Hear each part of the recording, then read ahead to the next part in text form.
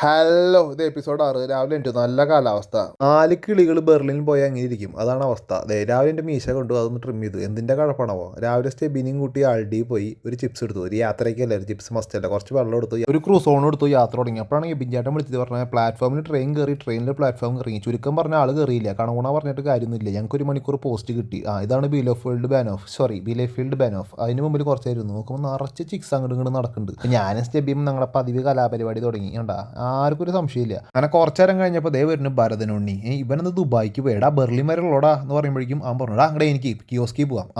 എന്നാ ശരി പോവാലോ. ഇവന്റെ പ്രത്യേകത വെച്ച് കഴിഞ്ഞാൽ ദുരന്തം കണ്ടവൻ ചിരിക്കും. അതിപ്പോൾ അവന് സംഭവിച്ച ദുരന്തമാണെങ്കിൽ കൂടി അവൻ ചിരിക്കും. എന്തിനാണോ.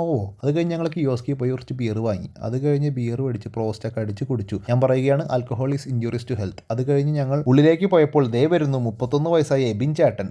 ട്രൗസറൊക്കെ ഇട്ടിട്ട് എന്തിനു വേണ്ടി തിളയ്ക്കുന്ന സാമ്പാർ. അങ്ങനെ ഞങ്ങൾ കണ്ടുമുട്ടിയതും ബസ് മിസ്സായതും ട്രെയിൻ മിസ്സായ കഥകളൊക്കെ ഇങ്ങനെ പറഞ്ഞുകൊണ്ടിരിക്കുക. മൊത്തത്തിലൊരു മിസ്സിംഗ് ആണല്ലോ. അങ്ങനെ ഞങ്ങൾ ട്രെയിൻ കണ്ടുപിടിക്കാൻ നടന്നു. അപ്പോഴാണ് സ്റ്റെബിയുടെ ഒരു മാസം അതിൻ്റെ ഇടയിൽ കൂടെ അതേ കിടക്കണം ചട്ടിയും പോലെ. ബിയറും മൊത്തം ബാൻ ഓഫിലാക്കി. ഇവൻ എവിടെ പരിപാടി അവതരിച്ചാൽ ഇതന്നെ അവസ്ഥ. അത് കഴിഞ്ഞ് ഞങ്ങൾ ട്രെയിൻ കണ്ടുപിടിച്ചു. സീറ്റ് കണ്ടുപിടിക്കാനാണ് അടുത്ത പരിപാടി. നോക്കുമ്പോൾ നിറച്ച ആൾക്കാരാ. ഭായത്തിനൊരു സീറ്റ് കിട്ടി. അത് കഴിഞ്ഞ് എബിൻചാട്ടിൻ്റെ ഒരു പട്ടി ഷോ, ബിയർ കടിച്ച് പൊട്ടിക്കൽ.